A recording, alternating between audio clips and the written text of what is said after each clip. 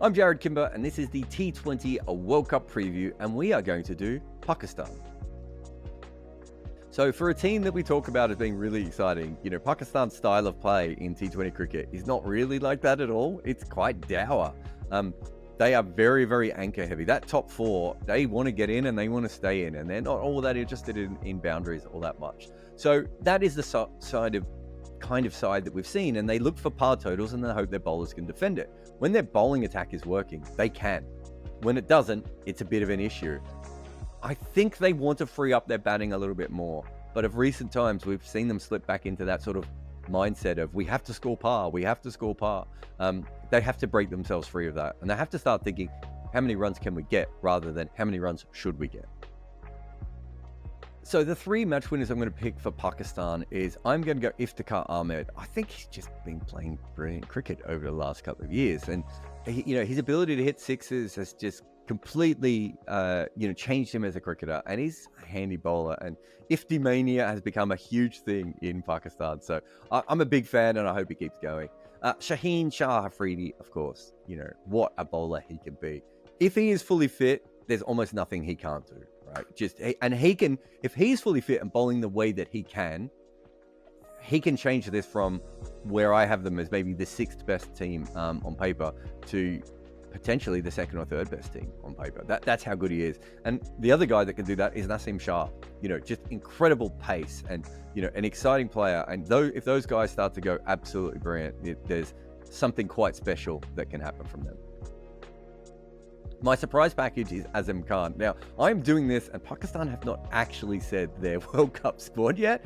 I am assuming Azam Khan is going to be there. He's obviously a slightly different kind of athlete than we normally see in modern cricket, but he can hit a ball, and he could be the sort of player that plays with a freedom that allows the other Pakistani players to sort of feed off that. I am hoping he starts in the lineup, and I really like watching him play, and so let's see how he goes. Pakistan's T20 World Cup pedigree. Obviously, they lost that first tournament in the final that they probably should have won. They lost the last tournament in the final as well. They lost in the semi-finals to Australia in the previous tournament. So, of recent times, you would say they're pretty good, but it hasn't felt like they've been very good. So I wonder if they're a better tournament team than maybe some of the other sides like India and South Africa, and that's why they keep doing well. That's why I would never write them off. And the talent is there. It's just, are they playing T20 cricket from a different era? And we've now seen T20 cricket explode with run rates all around the world. Can Pakistan keep up with that if this becomes a big scoring tournament? If it becomes a slow scoring tournament, are their spinners good enough to put clamps on? I like the fact they've gone back with Babarazam. So I think they're probably being flattered by how they've gone in the last couple of T20 World Cups. But at their best, they still should be, a top side.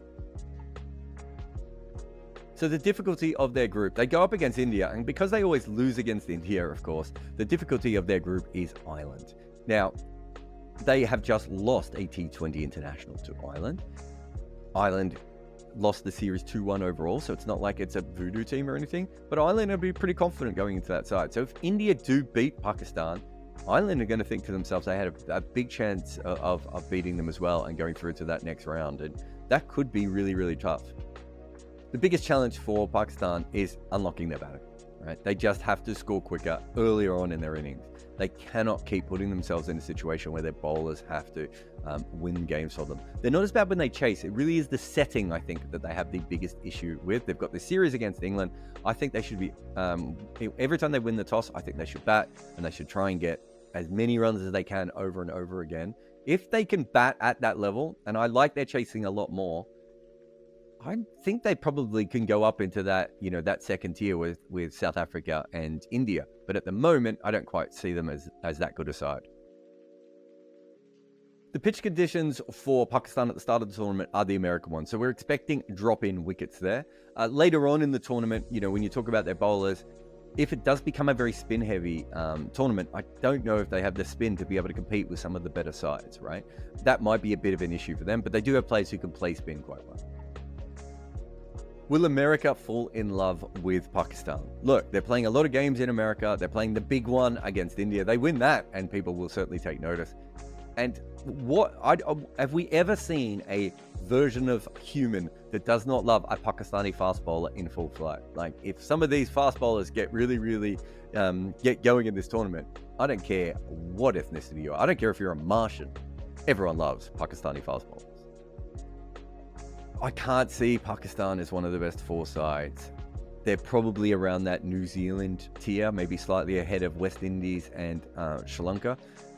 Look, they're a decent side, and if they played the kind of cricket they could, I could see them going on a run. And they made the last World Cup final, right? I just don't think they're as good a side as they were back then.